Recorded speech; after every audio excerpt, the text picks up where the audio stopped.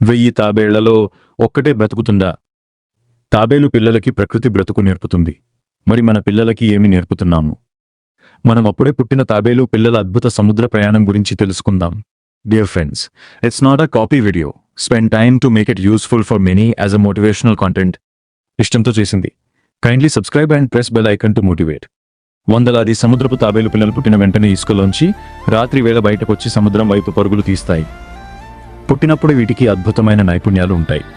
ఇవి కాంతి దిశ ఆధారంగా సముద్రం వైపు ఉన్న వెలుతురును చూసి దారి కనుగొంటాయి. భూమికి అయస్కాంత క్షేత్రం ఉంది. ఈ అయస్కాంత క్షేత్రం దిక్సూచిలా పనిచేస్తుంది.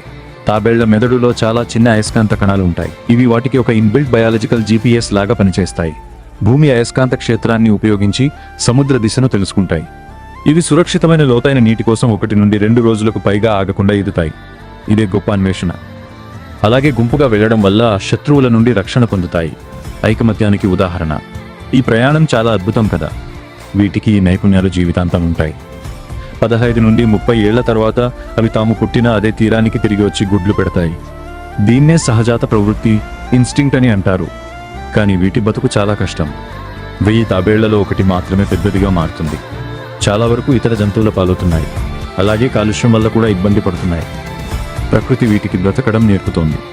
ఇది ఒక నైపుణ్యం, లక్ కాదు. మరి మారుతున్న తరంలో మన పిల్లలకి ఈ సర్వైవల్ స్కిల్ని ఎవరు నేర్పుతారు? ఆలోచించండి.